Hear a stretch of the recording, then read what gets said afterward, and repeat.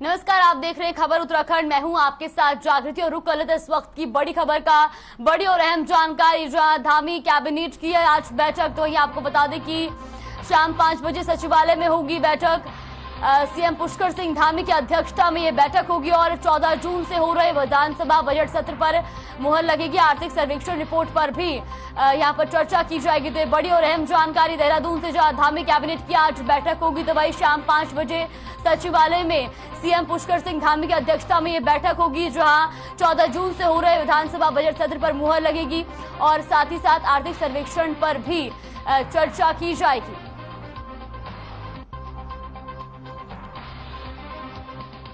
ये बड़ी और अहम जानकारी आपको बता दें, जहां आज बैठक में कर्मचारियों के वेतन भत्तों पर भी चर्चा हो सकती है, साथ ही आर्थिक सर्वेक्षण रिपोर्ट पर भी चर्चा हो सकती है। तो ये बड़ी और अहम जानकारी, धामी कैबिनेट की आज बैठक होगी शाम 5 बजे सीएम पुष्कर सिंह धामी की अध्यक्षता में सचिवालय में ये बैठक होगी और जहां पर कई मुद्दों पर चर्चा की जाएगी। तो कर्मचारियों के वेतन भत्तों पर भी चर्चा हो सकती है, साथ ही साथ आर्थिक सर्वेक्षण रिपोर्ट पर भी चर्चा की जा सकती है।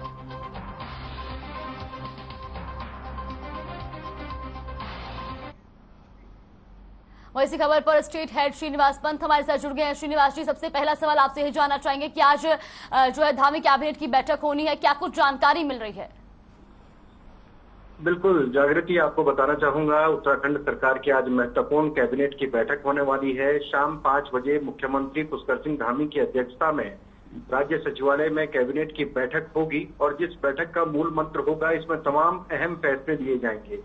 सबसे बड़ी जो कैबिनेट की बैठक में चर्चा का विषय होगा वो 14 जून से लेकर के 20 जून के बीच में उत्तराखंड में विधानसभा का बजट सत्र आहूत किया जा रहा है। उसको लेकर 8 महीने का जो बजट सदन में पेश किया जाएगा, उसको लेकर कैबिनेट की हरी झंडी आज मिल सकती है। तकरीबन 40,000 करोड़ का ये बजट का प्रस्ताव होगा, जिस पर कैबिनेट अपनी मुहर लगा सकती है। इसके अलावा जो आर्थिक सर्वेक्षण की रिपोर्ट है सदन के पटल पर पेश की जाएगी, उसको भी कैबिनेट हरी झंडी दे सकती है। इसके साथ ही कृषि विभाग की जो महत्वपूर्ण और महत्वाकांक्षी योजना है मुख्यमंत्री किसान प्रोत्साहन योजना, इस योजना पर भी कैबिनेट की मुहर लग सकती है। इसके अलावा पशुपालन विभाग की ओर से राज्य पशुधन मिशन योजना को भी कैबिनेट की हरी झंडी मिल सकती है। इसके अलावा स्वास्थ्य विभाग की तरफ से भी कई प्रस्ताव कैबिनेट में लाए जा सकते हैं। इसके अलावा अगर हम बात करें तो कई विधेयक और अध्यादेश भी सदन के पटल पर रखे जाने हैं बजट सत्र के दरमियान, तो उसको लेकर भी कैबिनेट अपनी हरी झंडी दे सकती है। और इसके साथ ही जो तमाम कर्मचारी लामबंद है, सरकार के खिलाफ प्रदर्शन करते हैं वेतन और भत्तों से संबंधित, उनका भी एक प्रस्ताव कैबिनेट के सम्मुख आ सकता है, जिस पर चर्चा हो सकती है। तो कुल मिलाकर अगर आप देखेंगे तो ये काफी महत्वपूर्ण कैबिनेट की बैठक है, जिसमें लोकलुभावन फैसलों के अलावा, क्योंकि बजट सत्र का आहूत किया जाना, उससे पहले कैबिनेट का होना, जो अपने आप में ये बताता है कि बजट सत्र के दरमियान अध्यादेश और विधेयक जो आने हैं उसको कैबिनेट की मंजूरी मिलने वाली है। तो आज कुल मिलाकर के जो धामी कैबिनेट होने वाली है शाम 5 बजे, काफी महत्वपूर्ण फैसले उसमें लिए जाएंगे। जी बिल्कुल, और साथ ही साथ आपसे ये भी जानना चाहेंगे कि कौन कौन लोग इस बैठक में मौजूद होंगे। हालांकि कैबिनेट बैठक है, उसके बावजूद भी आपसे ये जानकारी जरूर लेना चाहेंगे।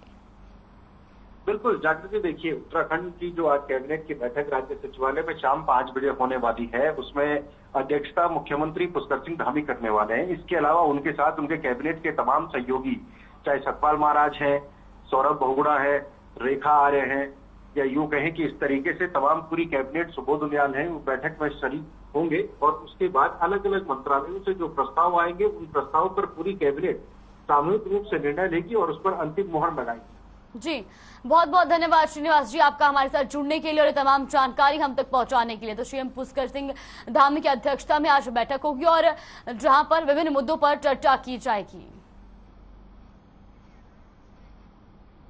रामनगर में सांसद तीरथ सिंह रावत ने प्रेस कॉन्फ्रेंस की। इस दौरान उन्होंने केंद्र सरकार के 8 साल पूरे होने पर पीएम मोदी की तारीफ की, साथ ही सीएम पुष्कर सिंह धामी की भी तारीफ की और कहा कि प्रदेश की जनता ने सरकार पर विश्वास जताते हुए दोबारा प्रदेश में पूर्ण बहुमत के साथ सरकार बनाई है। उनके उपचुनाव में हुई ऐतिहासिक जीत भी इसका एक प्रमाण है।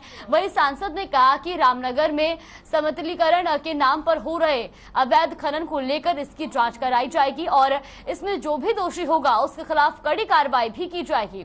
इस दौरान विधायक दीवान सिंह बिष्ट भी वहां पर मौजूद रहे। तो रामनगर से खबर आपको बता रहे हैं, जहां पर सांसद तीरथ सिंह रावत ने प्रेस कॉन्फ्रेंस की और साथ ही साथ पीएम मोदी के द्वारा किए गए कार्यों को उन्होंने उस प्रेस कॉन्फ्रेंस के दौरान गिनाया।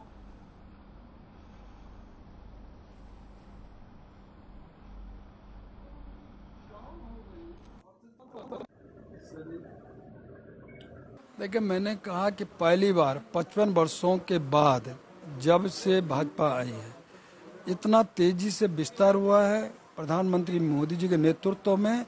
आज हर क्षेत्र में विकास हुआ है और विकास हो रहा है। सबका साथ, सबका विकास, सबका विश्वास, सबका प्रयास, ऐसा एक काम दिख रहा है। तो जनहित में प्रधानमंत्री मोदी जी कर रहे हैं।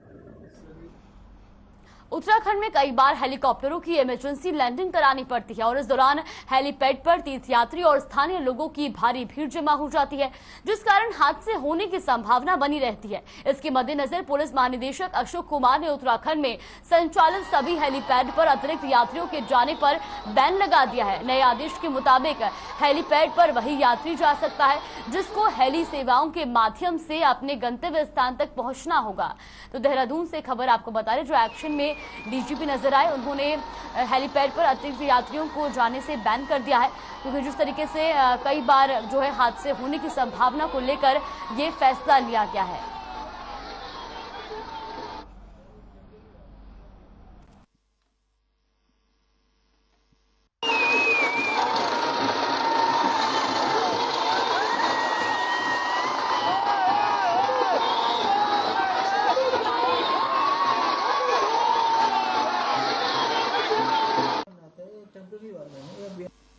केदारनाथ जी के लिए तो मैंने उसी वक्त निर्देश जारी किए थे कि जो हेलीपैड क्षेत्र है उसको पूरी तरह से यात्रियों से मुक्त रखा जाए, सिर्फ जिसको बैठने आना है वही आए वहाँ पे।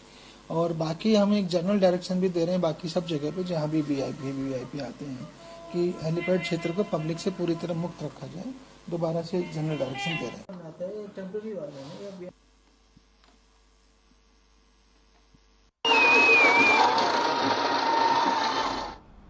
खबर बागेश्वर से है, जहां डीएम विनीत कुमार ने अनुसूचित जाति बहुल गांव उडरखानी का दौरा किया। इस दौरान डीएम विनीत कुमार ने सब्जी उत्पादन के साथ ही आजीविका संवर्धन के कार्यों का निरीक्षण भी किया। इसके बाद डीएम ने उरेड खानी के लोगों के बीच रहकर वहां का अनुभव साझा करते हुए कहा कि काश्तकार पॉली हाउस में बेमौसमी सब्जी मशरूम उत्पादन के साथ ही उन्नत बीजों और तकनीकी का प्रयोग कर ये लोग अपनी आर्थिक स्थिति को मजबूत कर रहे हैं। तो बागेश्वर में डीएम ने उडेर खानी का दौरा किया और अनुसूचित जाति बहुल गांव है उडेर खानी, तो वहीं आजीविका संवर्धन को लेकर निरीक्षण किया गया।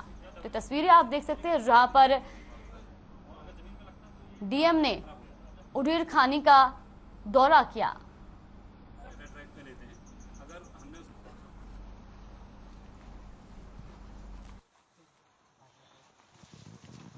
लेके आते हैं सर हजरत बरसात के दिनों में, वो जो है तो हमारा यही है कि हम जो है बागेश्वर को वेजिटेबल्स के मामले में हम लोग यहाँ पे सेल्फ सफिशिएंट कर सके और साथ साथ ही हमारे जो फार्मर्स है इनकी इनकम को भी हम लोग डबल कर सके। तो यहाँ पे भी हम लोग को देखने में मिल रहा है कि जो इनकम है फार्मर की वो अगर वो ओपन में लगाता है और एक पोली हाउस में लगाता है तो लगभग 4-5 गुना जो है उसकी इनकम में इजाफा हो जाता है। लेके आते हैं सर। जसपुर कोतवाली परिसर में अमन शांति को लेकर बैठक हुई। इस बैठक की अध्यक्षता नायब तहसीलदार ने की। तो वही कोतवाल धीरेन्द्र कुमार ने नागरिकों से क्षेत्र में अमन शांति कायम रखने और भाईचारा बनाए रखने की अपील की। बता दें कि मुस्लिम समाज के लोग नुपुर शर्मा की टिप्पणी के विरोध में 10 जून को बिना परमिशन के जुलूस निकालकर विरोध प्रदर्शन करना चाहते थे, जिसकी सूचना मिलने पर कोतवाल ने बैठक कर कहा कि बिना परमिशन के किसी को भी जुलूस नहीं निकालने दिया जाएगा। यदि किसी ने बिना परमिशन जुलूस निकालकर प्रदर्शन करने की कोशिश की तो उसके खिलाफ सख्त कार्रवाई की जाएगी।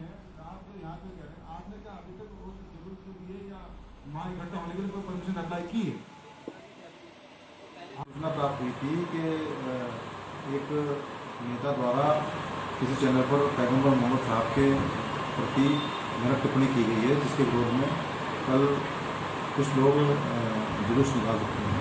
उस संबंध में निर्देश प्राप्त हुआ कि जुलूस कोई नहीं निकलेगा। तो सभी लोगों को जो मौजूद लोग हैं यहाँ पे उन्हें बुलाकर समझा दिया गया, उनका अपील की गई कि जुलूस न निकालें। अगर उन्हें अपना कोई ज्ञापन देना है तो 5 लाख लोग जो है जाकर एसडीएम साहब के यहाँ जाकर अपना ज्ञापन दे दें और अपना विरोध प्रकट करें, कोई भी जुलूस निकलने न दें। तो इस बात से सभी ने सहमति जताई है और शाम तक वो जो है मुझे 5 लोगों के नाम या 7 लोगों के नाम जो है जो ज्ञापन नहीं जाएंगे।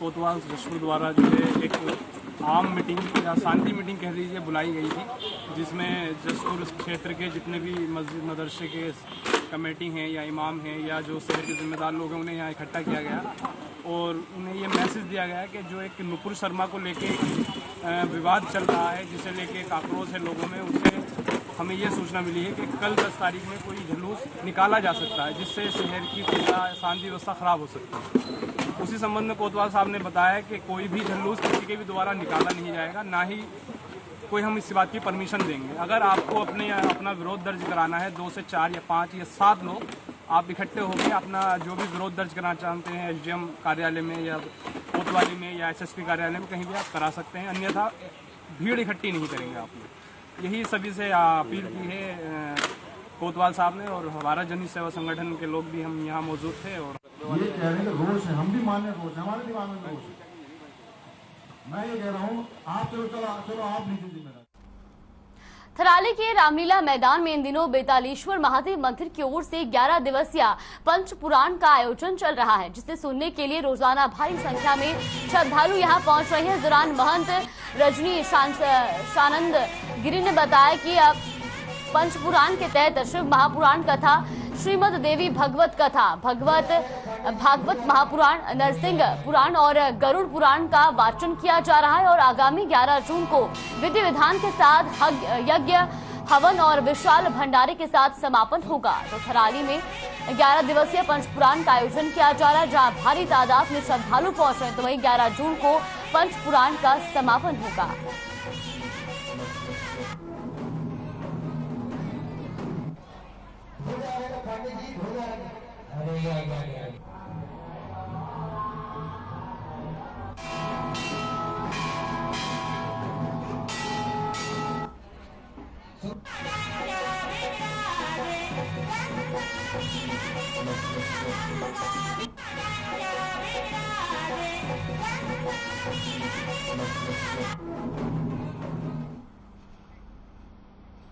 देहरादून स्मार्ट सिटी लिमिटेड के तहत स्मार्ट वेस्ट कलेक्शन वाहनों और मशीनों का नगर निगम में हस्तांतरण किया गया। इस मौके पर वित्त और शहरी विकास मंत्री प्रेमचंद अग्रवाल ने वाहनों और मशीनों को हरी झंडी दिखाकर रवाना किया।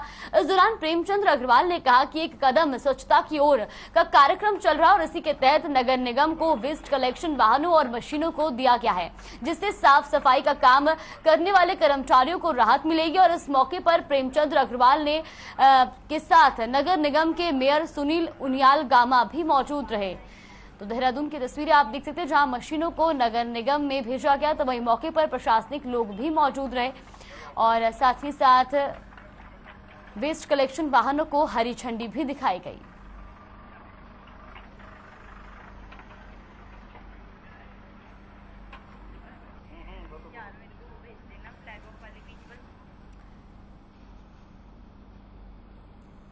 तो देहरादून में मशीनों को नगर निगम में भेजा गया और साथ ही साथ मौके पर प्रशासनिक लोग भी मौजूद रहे। तो वही तस्वीरें आप देख सकते हैं, जहां पर वेस्ट कलेक्शन वाहनों को हरी झंडी दिखाकर रवाना किया गया। आपको बता दें कि इन वेस्ट कलेक्शन मशीनों से और इन वाहनों से सफाई कर्मियों को राहत मिलेगी, उनको सहायता मिलेगी। तो तस्वीरें आप देख सकते हैं, जहां पर वेस्ट कलेक्शन वाहनों को हरी झंडी दिखाई गई। तो वहीं मौके पर प्रशासनिक लोग भी मौजूद रहे।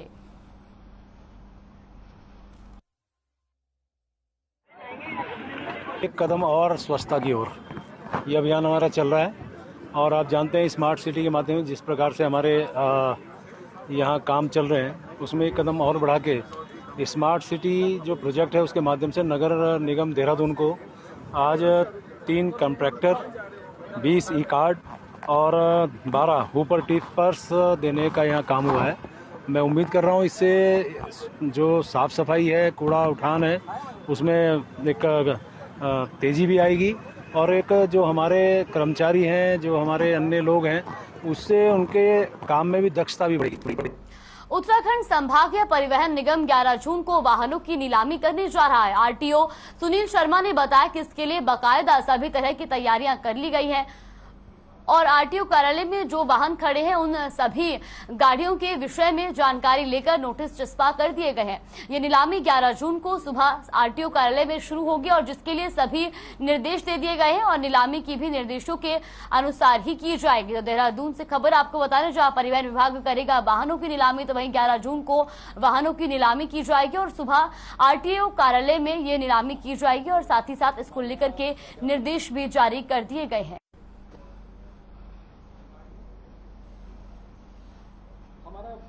स्पष्ट एक प्लान है इसके अंदर कि किसी भी एजेंट को या किसी भी ऐसे अनधिकृत व्यक्ति को ऑफिस में नहीं अलाउ किया जाएगा, ऑफिस के प्रीमाइसेस में या ऑफिस के आसपास। उसके लिए हमारे द्वारा ये सुनिश्चित किया गया है कि 2 पीआरडी जवान हर वक्त ऑफिस के आसपास घूमेंगे और ये सुनिश्चित करेंगे कि कोई भी अनधिकृत व्यक्ति घूमता हुआ ना पाया जाता है।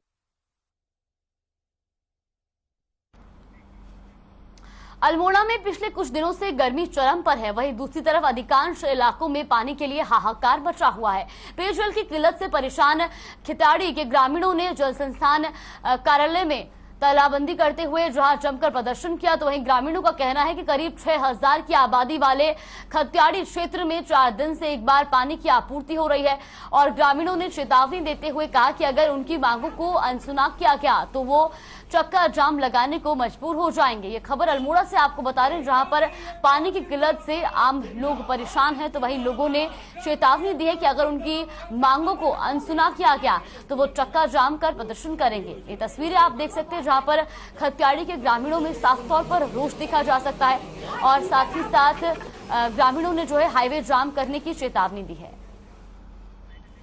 ग्रामीण एकता जिंदाबाद। एक माह से जो है पानी की आपूर्ति से प्रोवाइड हो रही है। ग्रामीण क्षेत्र में कम से 6000 की आबादी है। 3 दिन में एक दिन ये पानी दे रहे हैं, उसका भी कोई टाइम नहीं है। रात के 12 बजे, 1 बजे, 2 बजे 3 दिन में एक दिन पानी दे रहे हैं, वही पूर्ण रूप से पानी नहीं दिया है। इसलिए कई बार हमने विभागीय अधिकारियों को अवगत करा चुका है, उनको लिखित रूप से भी, मौखिक रूप से भी, उसके बाद भी इनके द्वारा कोई कार्रवाई इस पर नहीं की गई। चक्का जाम करेंगे, हम ऑफिस में ताला लगाएंगे, ये या तो हमारी मांगे पूरी करो। सरकार तो पैसा हमसे जम के दे दिया, पानी दे नहीं दी। हर को 1 रुपये में पानी देंगे, पानी दे रहे हैं हमको 100 रुपये महीना बना दिया साल का। और आइए आपको सीधा लिए चलते हैं गोरखपुर, जहां पर सीएम योगी आदित्यनाथ जनता को संबोधित कर रहे हैं।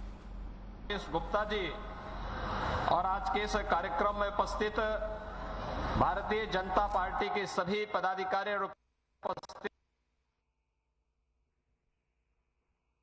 भाइयों बहनों, मैं आप सब की ओर से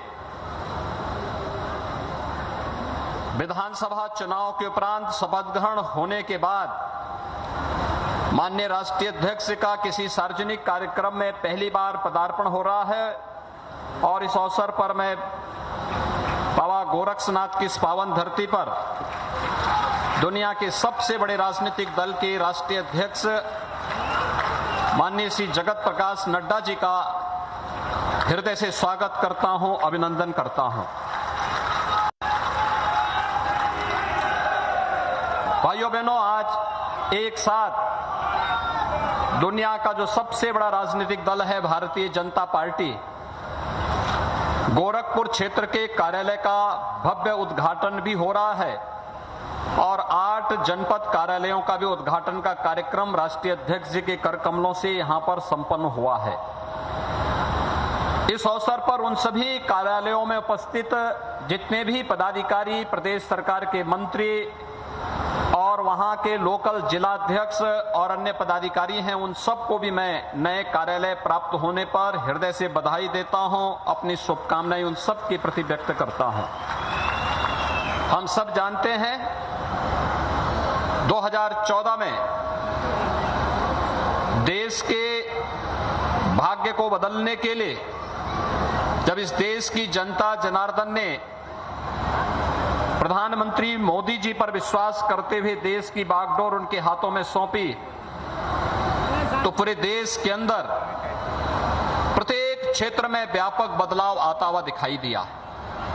आज उस बदलाव को गांव में गरीब के घर, हर नौजवान, हर महिलाएं, समाज के प्रत्येक तबके के द्वारा स्वीकार किया जा सकता है और उनके द्वारा हर एक स्तर पर उन योजनाओं को पूरी मजबूती के साथ न केवल स्वीकार किया जाता है बल्कि व्यापक पैमाने पर लाभार्थियों का एक समूह देश के अंदर खड़ा हुआ है कि पहली बार देश की योजनाओं का लाभ देश के गरीबों को बिना भेदभाव के प्राप्त हुआ है।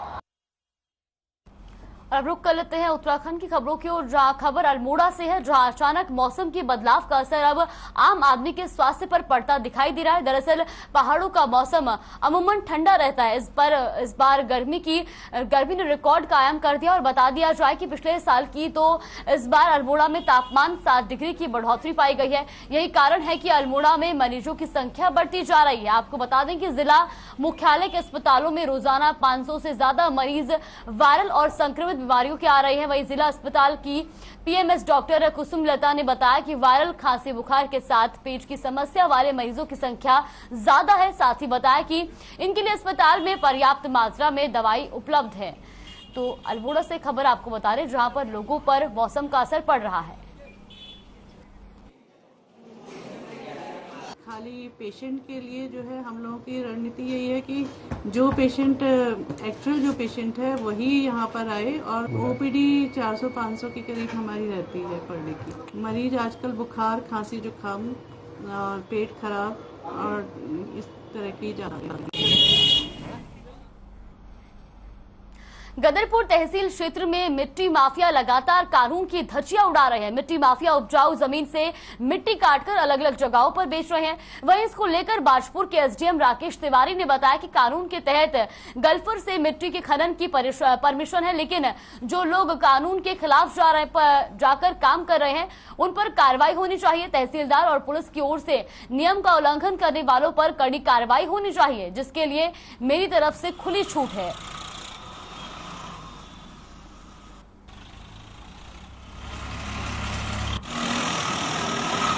चलाने की परमिशन है। गलपार जो एनएचआई का वर्क चल रहा है हमारा बाईपास का, उसी में 24/7 की अनुमति है। अन्य को किसी प्रकार की अनुमति नहीं है। उसमें पुलिस को, प्रशासनिक जो हमारे तहसीलदार वगैरह उनको कार्रवाई करनी चाहिए। मेरी तरफ से पूरा हुआ है कि कोई भी इस तरह का इलीगल करता हुआ पाया जाए तो उसको गाड़ियों को सीज करे और उस पर कार्रवाई करे।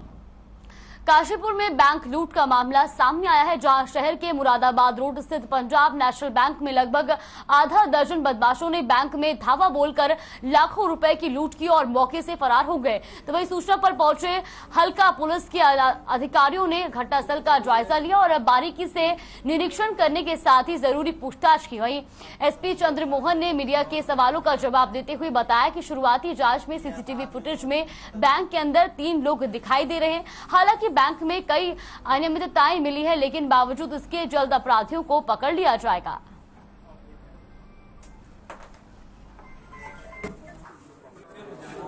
यहाँ पर बहुत अच्छे सीसीटीवी तो है नहीं, लेकिन फिर भी 3 लोग हैं जो अभी दिखाई दे रहे हैं और 3 लोग आए, जिनमें से एक व्यक्ति पहले आया है और उसने पूरा वहाँ पर रैकेट वगैरह किया, बाकी 2 लोगों को बुलाया।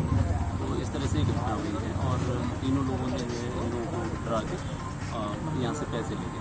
जो आम लोगों के निशान वहीं पर 3 लोगों को भी फिलहाल राजस्थान पुलिस के द्वारा हिरासत में लिया गया, उनसे पूछताछ जारी है। फिलहाल मुकदमा लिखा जा चुका है, आगे इसमें इन्वेस्टिगेशन।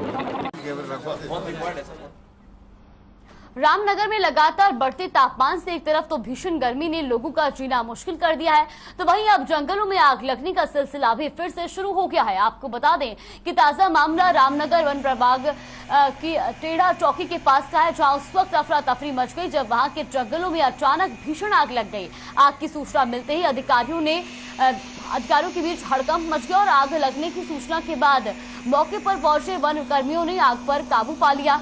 बता दें कि प्रदेश सरकार और विभाग ने जंगलों में लगने वाली आग को रोकने के लिए कई जागरूक कार्यक्रम चलाने के साथ ही लोगों से जंगलों में लगी आग को बुझाने में सहयोग करने की अपील की है।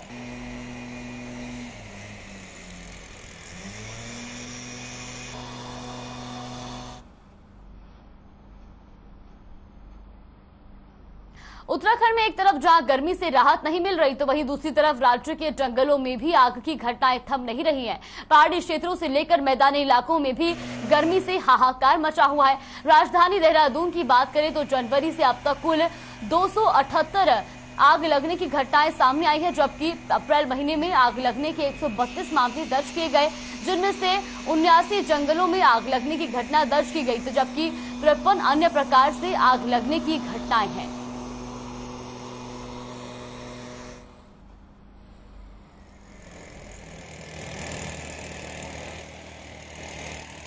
लोग अवेयर रहें और जैसे गर्मी बढ़ रही है तो अपने घर में जैसे लाइट के जो भी उपकरण हैं हमारे, उनमें तार हैं, वायरिंग्स हैं, उनका ध्यान रखें, ओवरलोड ना होने दें, या अननेसेसरी कोई भी ऐसा उपकरण हमारा या गैजेट है उसको खुला छोड़ करके ना जाएं, जिससे कि शॉर्ट सर्किट होने की संभावना बनी रहे।